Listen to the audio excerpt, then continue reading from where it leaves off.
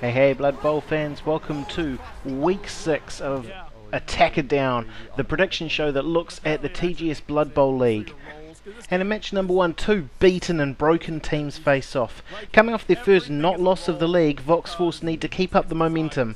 And while their play has been tighter in the last couple of matches, the daredevil play style of players like Bob here really do bring the team down. I must say though, last game saw the Dark Elves bring the pain we know they can, and with these two killing blows and this amazing play by new recruit B-Boop, Vox Force could quickly become a fan favourite with the more sadistic TGS viewers. Team Beardman, on the other hand, struggled to stay on the field in this last bout against the Strafers.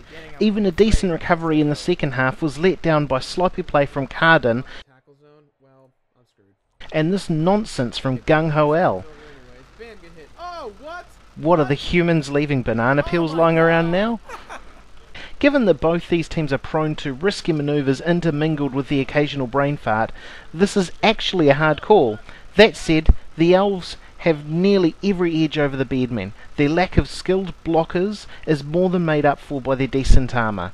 Neither of team really has a player advantage due to the deaths in the Beardmen and the injuries on Vox Force. I'll give this game to the Vox Force, but probably only 1-0, as a mixture of failed risky play and Norse tenacity should hold them back. Yes! No! After a big week celebrating their big hit on Little Skittles, the Amazons come back this week to play against our Sons of Sigmar. I'm expecting a fairly titanic struggle as the two most evenly matched teams in the league face off. I'm liking some of the plays the Bamazons have been coming up with lately, pushing down the line even in the face of the heavy-hitting Saurus.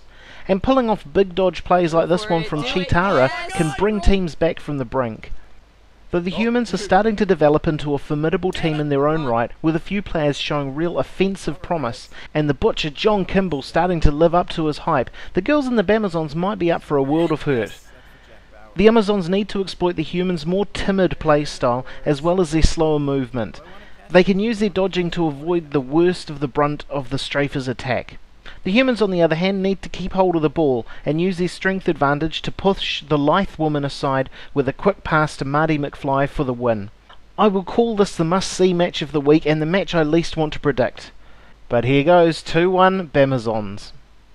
And in Game 3 of Week 6, we see AJ's Hollywood Horrors come up against Team Epic Maneuver.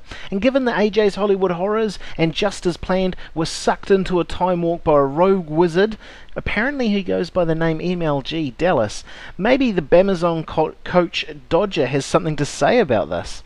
I do hear, however, the coaches have been getting up to some pretty cool board games to pass the time. We don't know what state the Horrors will be in when they face the Wood Elves of Epic Maneuver, but I don't see how this match can go well for the Sons of the Forest, as their shrinking roster is testament to. While Epic Maneuver do have a liberal amount of elf bullshit hidden up their sleeves, I really feel that the mixture of golems and werewolves will prove too much for them. The Necromantic team really do have a good strength for blocking play, and I think we might even see a more broken Wood Elf team emerge from this match. That said, the Wood Elf speed isn't to be glossed over when your team is packing a lot of zombies like the Hollywood Horrors are. I still will call this game 2-1 to the Hollywood Horrors. I think the Epic Maneuver might be able to get at least one touchdown in if they can play the ball right. And where I called the second match my match of the week, I think most TGS fans are going to get right behind match 4. We see, just as planned, take on the Krendorian. Now last week we saw that the Krendorians don't always need little Skittles on the field to keep those touchdowns rolling in, although RG4 really could use a little bit more pep in his full glory. And while you can see that the brutish Saurus hold a strength advantage from the Krendorians, just as planned have been very careful about picking players who've got a good guard advantage to help neutralise some of that. The speed of Just As Planned's new player Big Skittles, as well as the dirty play from the Hobgoblins, are really going to give the Lustrians a big run for their money.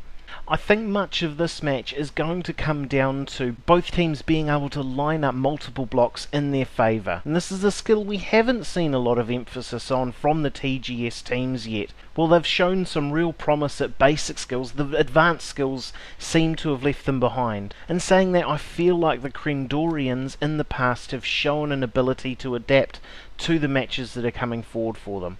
This might be a fairly controversial call, but I'm actually going to call this one 2-1 for the Lizardmen. So that is my calls for week 6 of the TGS Blood Bowl League. Don't forget to like this video, subscribe to my channel if you want to see more videos, check out the site in the underbar, it will have all the links so that you can watch replays of all of the matches, and I will see you all next week for week 7 of Attacker Down. Catch you later.